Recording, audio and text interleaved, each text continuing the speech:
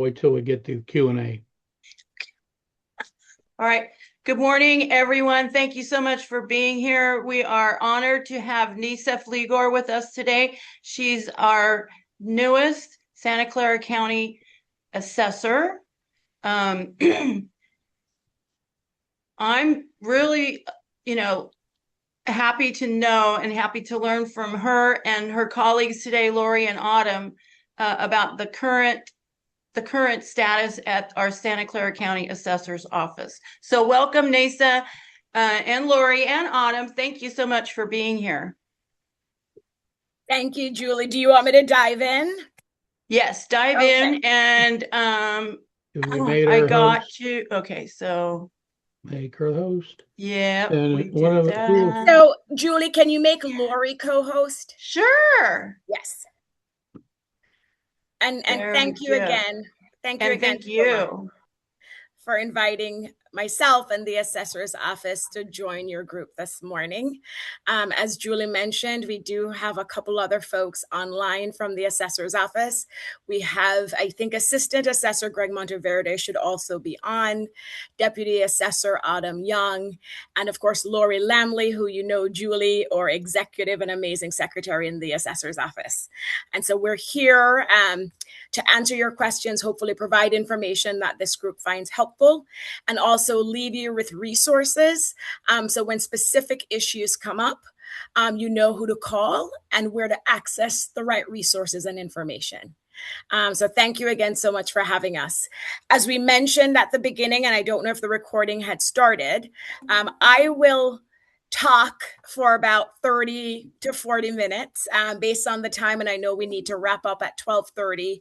I'll most likely talk closer to the 30-minute point, and then we will entertain and welcome questions, and I will bring in Autumn, Greg, and anybody else from the assessor's office who can help me answer the questions, because no surprise, I am not the subject matter expert on everything assessor, and so I'm very fortunate to have an awesome team in the office that will be able to help you as you navigate our processes. And I just want to mention that we're not real strict on the time. If you go over, that's okay. We would rather get the information than, beat the clock. So just press on with what you need to do to get the info out. Skip, you never tell an elected official that they have unlimited time to talk. That's right. I'm sorry, I forgot. And I will say I do have a hard stop at 12:30 myself. And so what we really like to leave at least 15 minutes for Q&A. So the longest I will really go is 40 minutes. And that is more than enough time for me to cover the information. Okay.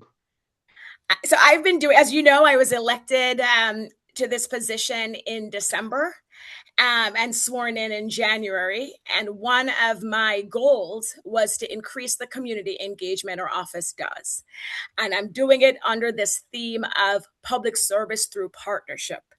And although I've only been your assessor for 6 months, I will tell you that this audience, Agape, that I'm talking with today, fits perfectly into the different community groups that we've been talking with over the last 6 months. One of the things I like to do before I attend these events is do a little research on my audience. And I was really touched and impressed with the mission of this group. And I looked up what Agape meant. And it means unconditional and selfless love.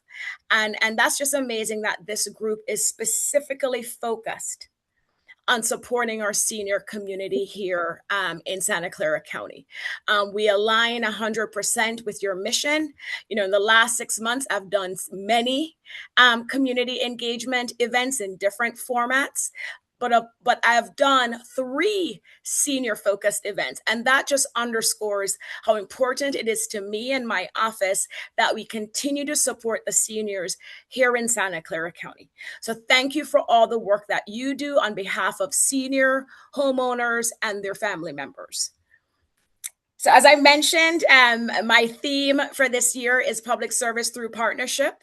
And in addition to the senior community, these partnerships are also with the different sectors and community groups here in Santa Clara County, from commercial developers, small business owners, residential property owners, real estate professionals like yourselves, and government entities. Simply put, these partnerships are important because together we make Santa Clara County work. I like to say government needs the non-government sectors to do well in order to drive tax revenue. But then the non-government sectors benefit from the government having the revenue to provide these services needed, from public safety to healthcare, services and priorities I know I hear all the time in the senior community. The goal here is to ensure that we continue to have a safe, healthy, livable, and attractive Santa Clara County. Now, specific to the senior community, and I remember I did a talk, I think back in March, in the West Valley community. And when we looked at the different topics, I said to the team, I want to make sure that when folks walk away from the event, they found our information helpful, and it should be information that can help them make informed decisions as it relates to the assessor's office. Before I give some specifics on ways the assessor's office works with seniors and how we can support you, I'd like to give a background on the role of the assessor and overview of our office and the state of role growth currently in Santa Clara County.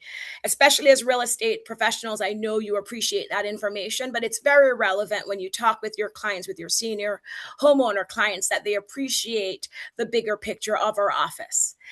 As many of you know, the role of the assessor is to identify and assess all taxable properties in Santa Clara County. Our mission and our legal mandate is to ensure that these assessments are fair and accurate. We're not in the business of increasing or decreasing revenue. That's not our job. We're just there to accurately assess the 500,000 plus properties here in Santa Clara County. And these properties include residential, commercial, business, personal property, mobile homes, aircrafts, and a couple other categories. And those are the only types of properties under the law we are allowed to identify and assess. Let me quickly clarify that we are not the tax agent. We're not the tax collector. We also do not report to the Board of Supervisors. You know, we get calls all the time, and yes, we're one big county family. And I completely understand that a lot of our residents and community members assume, oh, assessor, they must also be the tax agent or the tax collector. We happily take those calls and refer them over to the tax collector's office, but it's good having our residents in Santa Clara County understand that distinction. You know, when they get a tax bill, if they have questions related to that tax bill, they need to call the tax collector's office, not the assessor's office.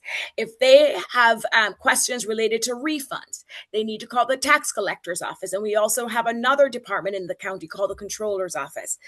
I will not be providing an overview of all the county departments this morning, but the message here is, you know, there are multiple stakeholders just within the county that are part of this tax ecosystem. And we in the assessor's office are happy to help direct you and guide you and answer the questions that we can. But we also want to make sure that you're armed with the right information and know which county departments are responsible for what. As I mentioned, we do not report to the Board of Supervisors. The oversight body for the assessor's office in Santa Clara County and the other 57 counties is the Board of Equalization of the state of California. It's sometimes referred to as the BOE, not to be confused with the Board of Education or SBE, one of the same. And they provide the oversight for the assessor's offices to ensure that we're complying with the laws and rules that govern our work. In addition to playing that oversight role, the Board of Equalization also audits each assessor's office every 5 years. So again, we're not just out on an island doing whatever we want to do. We do have this very engaged oversight body in Sacramento that monitors and audits our work, and they do a full-scale audit of every assessor's, well, every assessor gets audited every 5 years. So not every 5 years you're doing all the different assessor's offices on a rolling basis. And our last audit and this was under former Assessor Larry Stone's tenure in the office. I cannot take credit, but the last audit done in our office showed an accuracy rate of 99.41%. And what that tells you is the work we're doing in the office, 99% of the time, it's not perfect and nothing is, but 99% comes pretty close.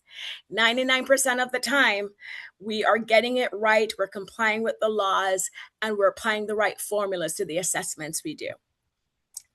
Another function of the assessor's office is a legislative function.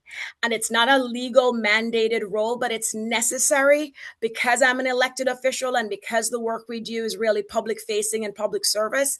We do have a legislative role that we play along with the different assessors across the state. So all 58 county assessors are part of what's called the California Assessors Association. And we meet regularly and, identify bills and propose laws that will impact the work on our authority, because our primary goal is to make sure that we continue to have fair and accurate assessments done on properties in California.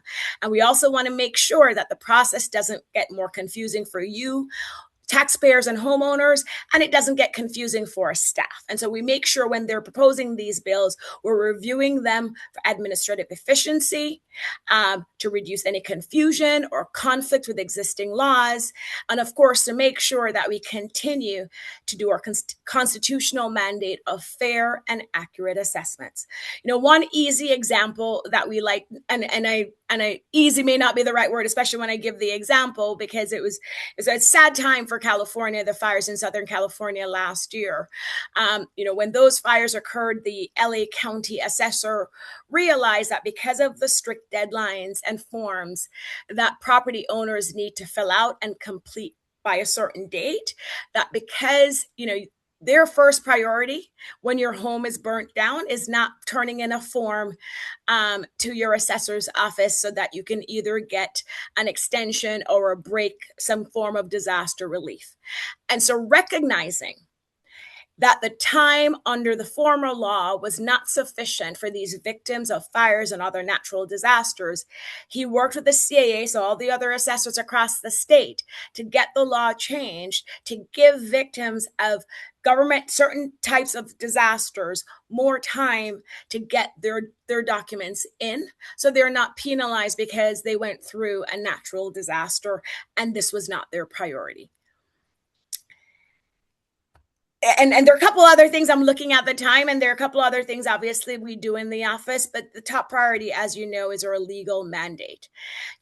When people hear about the assessor's office, one of the first things that will come to mind is, the revenue that's generated from the work we do in the office. As I said, we do the assessment. We have that value that we place on the annual roll by June 30th every year. And this gets passed over to our tax collector and our controller. And they're the ones that actually manage the revenue distribution. And Skip, you'll appreciate that in our annual report, I think last year's was page 19. People view that page, especially from our school and city community, regularly. And so they also appreciate understanding the revenue distribution. For your information, the revenue that's generated from the assessment work we do, and let me step back, we do the assessment and, let's say the assessment roll, as it was this past year, $760 billion. That is the assessed value of the properties identified earlier in Santa Clara County. But the revenue that's actually generated from that roll is 1%. It's that general levy tax that's applied. And so it's 1% of that $760 billion.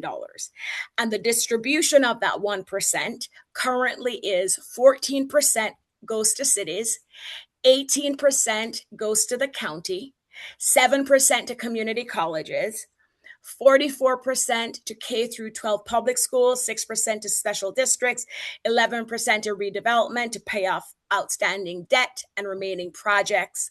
And that's how the revenue that's generated from our work gets distributed through Santa Clara County. Speaking of the county, we know, for example, these funds make up a significant portion of the general fund dollars for the county. It's 38%. And what's key when we talk about general fund for entities like the county is that's general fund, right? They have the discretion to fill gaps with those funds. They have the discretion to put those funds where needed, as we mentioned, public safety or healthcare. And so it's very important for these recipient jurisdictions to receive these funds because it does fund the services as residents we rely on. Many of you know I was on the Los Altos City Council, former mayor. And so I remember when we would do our annual budget and our city manager would present, this was part of our Q&A when we had the discussion, just trying to appreciate where will most of our revenue for the city be generated from that year. As I mentioned, we just closed the roll on June 30th, and this is something we do every year. One thing we like to explain, however, is we close the roll. So we close the roll June 30th, 2026. But the work we do is actually for calendar year 2025. So as of January 1st, 2026, it's like you stop. It's like, you put up a stop sign. Okay. We now assess the value of all the properties, the 500,000 plus properties I mentioned, for what their value was based on the laws and formulas for 2020, for the calendar year 2025. And we have different divisions and teams that are doing the work. The paperwork comes in and they're doing the appraisals and the assessments and they're putting it all together. And it all gets done and finalized the following year, June 30th, 2026. And I'll tell you, this is not, someone asked, is this an arbitrary date? Is it specific to Santa Clara County? No, this is the roll close date across the state. And so it's actually fun when you close the roll, and hopefully all our assessors are able to do that. The assessors are reaching out. Did you close the roll? Did you have a good roll close? So it is a date that's for all county assessors in the state of California. I'm going to jump ahead again. I'm watching the time. One thing I'll mention, because I mentioned the different assessors' offices, is Santa Clara County has the largest role in the Bay Area.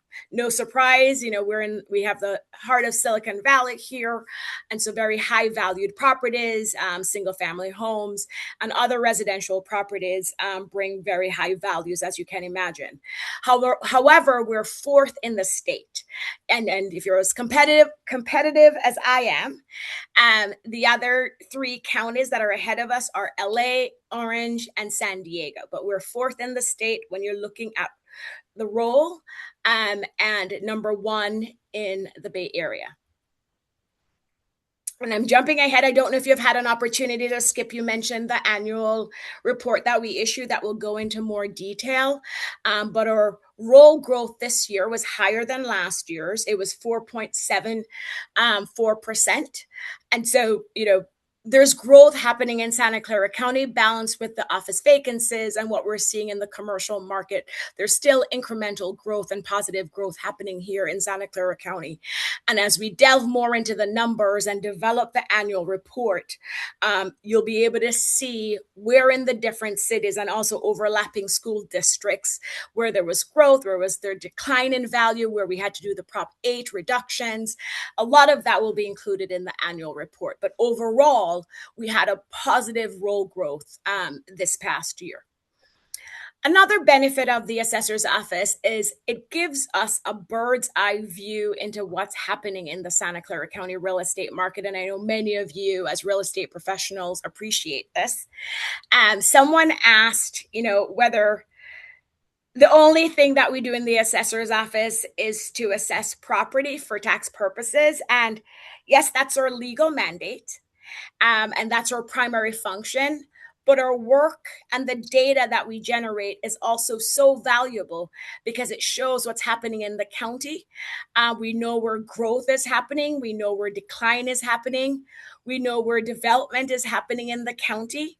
We also know what industries are doing well and which ones aren't. And we have data going back years where we can compare and see year over year. The residential market continues to do well in Santa Clara County, and our data allows us to see where in Santa Clara County, because it's not every district or every city that the residential market is necessarily doing well. But we're able to see where it's very strong and where it's kept steady. Hey, good afternoon yet? Nope, not quite. Anyhow, Not good morning. quite. I have 6 minutes before I can say good afternoon. How's everything going? How's the shoulder? Not good. Well, that was interesting. I know. Someone needs to go on mute. Thank you. Sorry. No Thank problem. you. No, I was talking about what we know in the assessor's office based on the work and the data that we generate. Talking about what's happening in the different markets. And key to this is also understanding the factors that affect role growth. So there are things that will cause a reduction in role growth. And one of them, which I know is very familiar to you and your senior community, are the exemptions. There's certain property types, for example, that are exempt. Such as religious institutions or publicly owned entities. They're exempt. We also have the Prop 8 reductions that I mentioned earlier.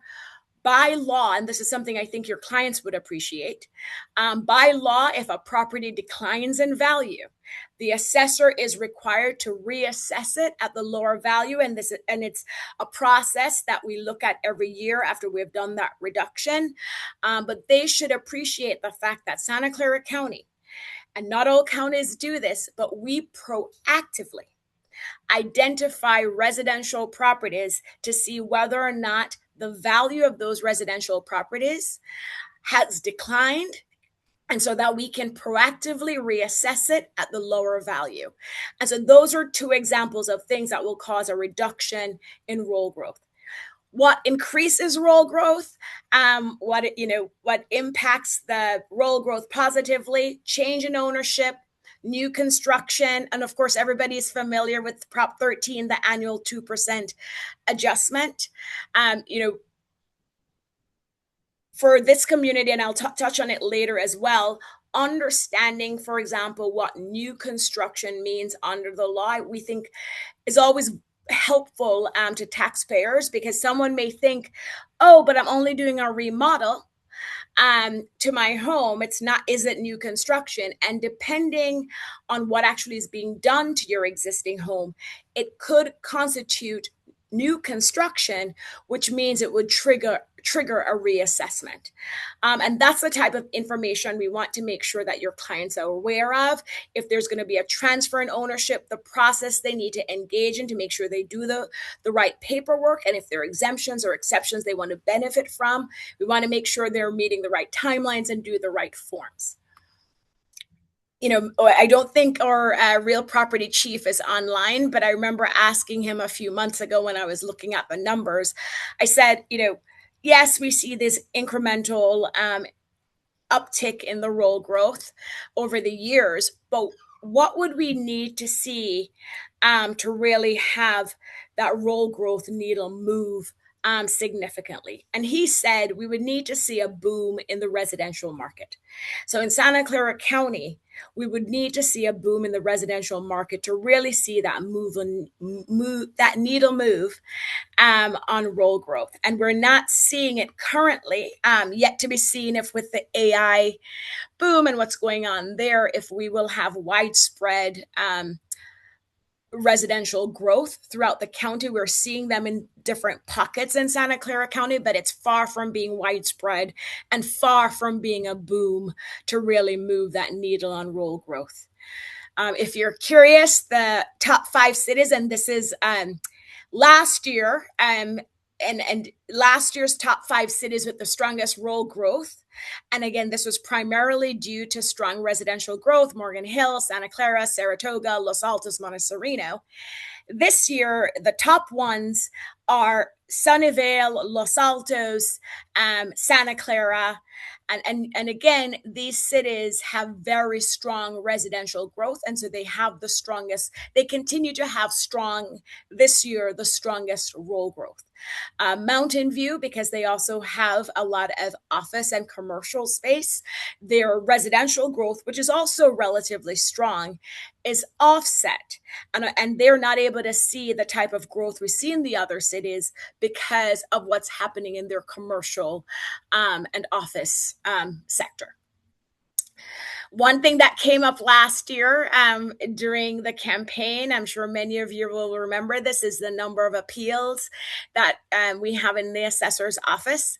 Let me, even in addition to appeals, one of the most commonly asked questions last year during the campaign was, what exactly do you do as assessor? And then I got questions about the appeals and other more substantive questions on the work we do.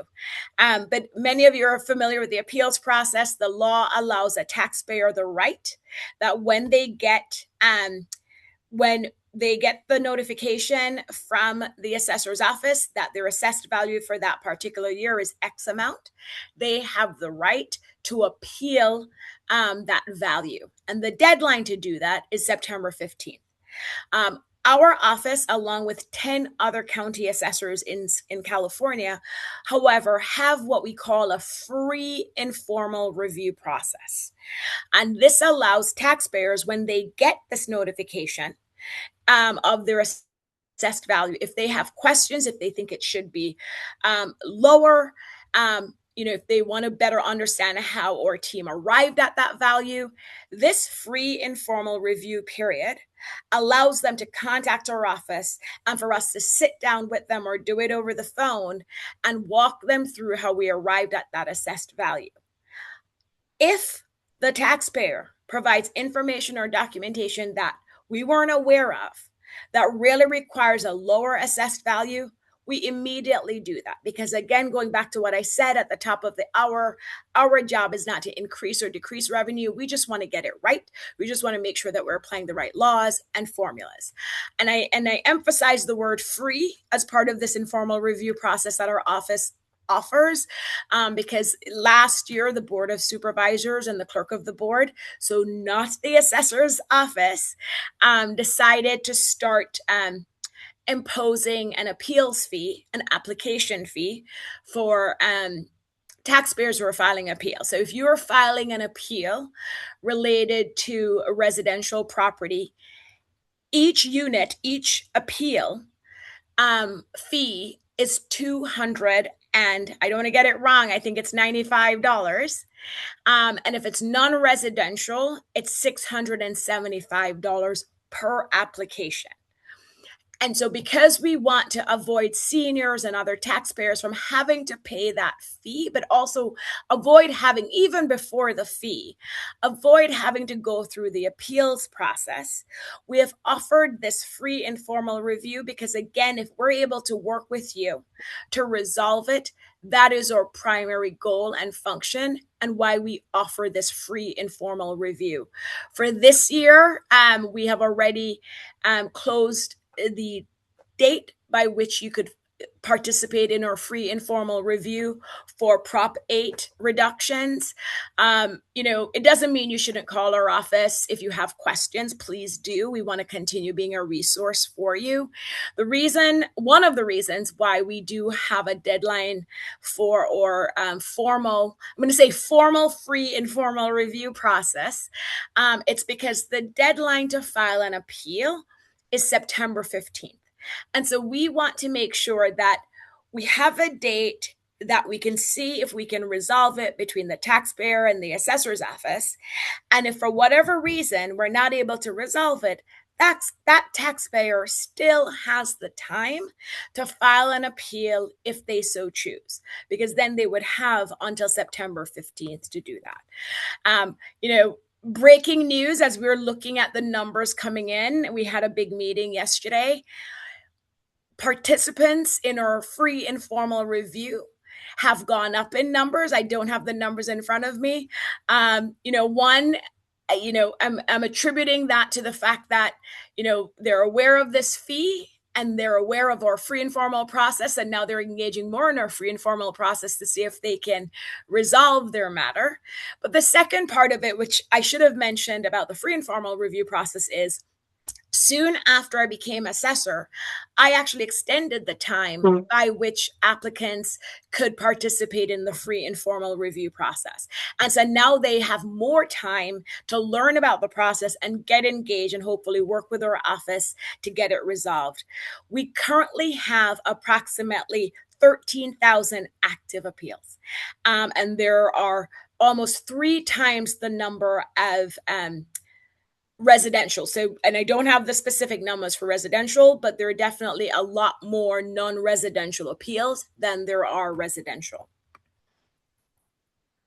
I already mentioned my community engagement priority. Soon after I was sworn in, public service through partnership, engaging with the community, like forums like this. Another initiative that I announced soon after I was sworn in was, our priorities in the assessor's office will never change. We will close the role. We'll implement our new technology solution to make the process more streamlined and efficient, benefiting taxpayers, and also really supporting and helping the team in the office. But another initiative, and I called them day one initiatives that I announced, was exactly this. It was engaging with the community, talking about the free and formal process, but also streamlining the appeals process from the assessor's perspective. And this also will benefit the seniors.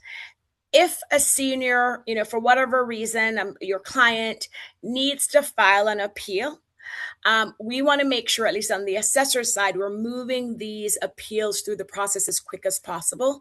So we have formed a task force in the assessor's office that's looking at what can we do in the assessor's office to help expedite and streamline this process to make it easier for stakeholders. I will say, as you may already be aware, the assessor's office is just one of many stakeholders in the appeals process. The clerk of the board has a very important and big role where they administer the appeals process. They take in the applications, they review the applications, they're the direct contact with the taxpayer. They're in charge of scheduling and moving these appeals through the process so we don't run statute of limitations. That is not the assessor's office, that's the clerk of the board. But again, to the extent that we in the assessor's office, based on our role, can really expedite and streamline this process, that's something we want to do. Quickly, as I look at the time, and I'm going to jump ahead again, some of the topics that we thought would be relevant to your clients, and we want to make sure that you're aware of the different ways we can help the senior community.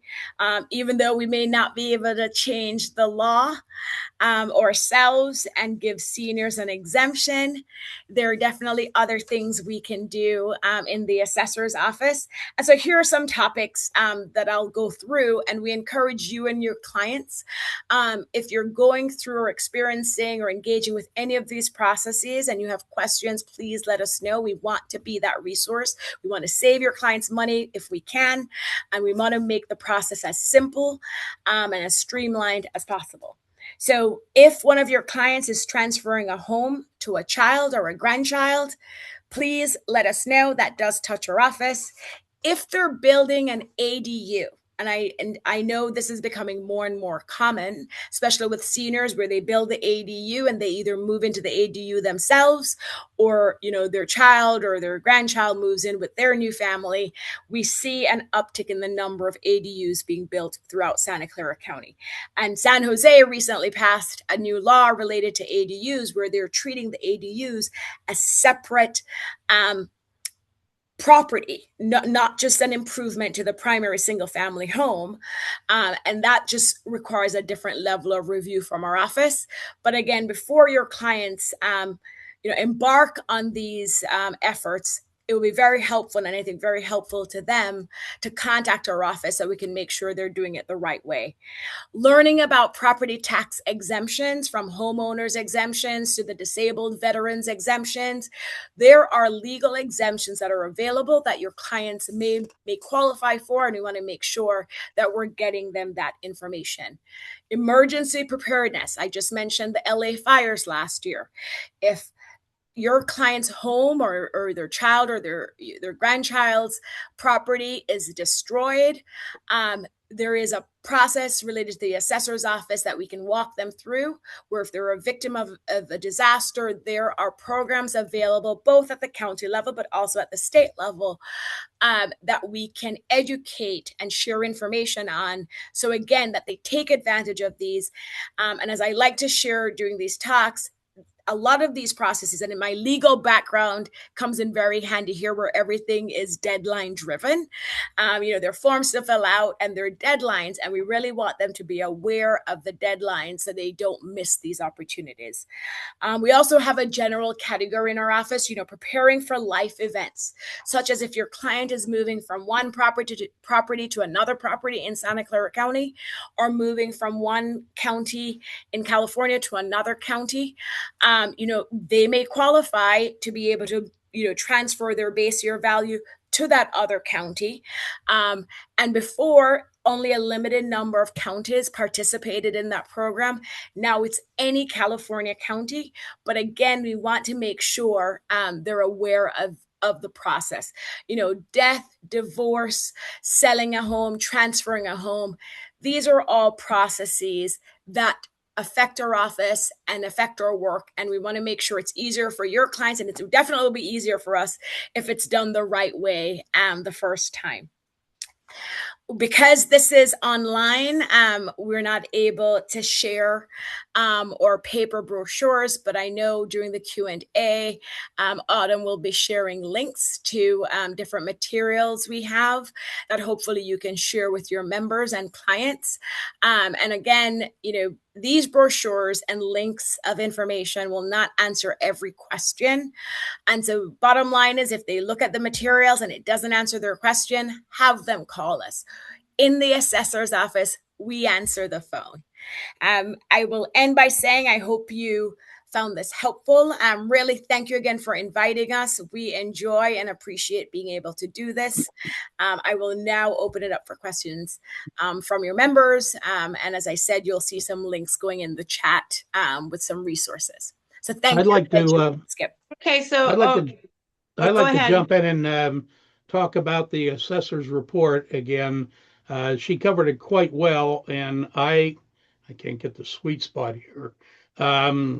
I included in my SRES course, both as a PDF and then I bring it up during the slides and the resources. It's you can get it online with the if you go to the county website and then go to the Santa Clara County Assessor's annual report, and there's 2 years. You can either download it and save it as a PDF, or they can actually send you a hard copy. Now, this is interesting because it's just got a ton of information in there, most of which you probably won't even look at or understand, but it's valuable information. The most important thing about it is the very beginning, which is called a message from, well, I have Larry Stone here, but I'm sure It's okay. It'll be somebody else. But the thing is, this is kind of like the State of the Union address for the county. It talks about the growth, the demographics, the rate and direction of the growth, and on and on and on. That's where you get to use the information for your own business, because it gives you all the different trends and how the county is really operating real estate wise. So I advise you guys to get a copy and take a look at it. Skip, I couldn't have said it better. Thank you so much. 2 additional points. We are trying to move away from paper in our office, and also as a a budget saving opportunity. And so last year we made the decision to have our annual report mostly online and send out these little postcards instead to all taxpayers saying, here's the QR code, here's the link, and you can access it online. And so it's easier to access, but all the information that Skip mentioned is still contained, and even more this year. And as I said during my talk, this year we're going to kick off our inaugural State of Property Tax Assessment. It's like the State of the Union for property tax assessments, as Skip said, because to Skip's point, a lot of people get the annual report, and I can tell you, it's not easy to just pick up and understand everything. And so we're hoping by doing this event right after it comes out, we can walk through, explain, answer any questions people may have. And so that this annual report becomes even more valuable to taxpayers. Do you envision AI doing more of the work with what you're doing? So we do a lot, as you know, Skip, at our office. It depends on what you're talking about. Customer service is an easy one where we are looking at different products that could help with that part of it, which is an important part of our job. But the actual assessment and appraisal work, and there are many products out there that claim that they can do some of our work, and we have looked at them. And we have not seen an AI tool that can actually do the analysis and workflow, especially for the more complicated assessments that we do.